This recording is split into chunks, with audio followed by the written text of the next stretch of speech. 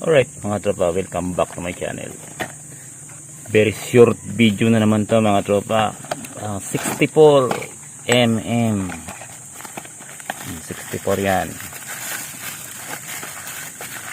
Hindi natin in-unbox. Wala nang video ganon. So papakita ko lang sa inyo. Bukas na yan. So, gabi ko pa kinalat Okay, lock kompleto, pin bago, and pin 15, and sana yon kita ba yon 64. So walang bola-bola mga tropa. So yung profile na yun mga tropa,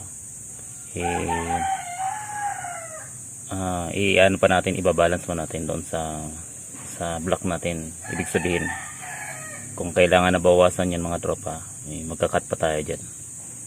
Simple makina yung pangkakat, hindi sander. So ito nga palang ang kanyang piston ring. So yun lang mga tropa, pabang na lang ng video natin, o yung full video nito sa ating Rossi 150 na 64mm.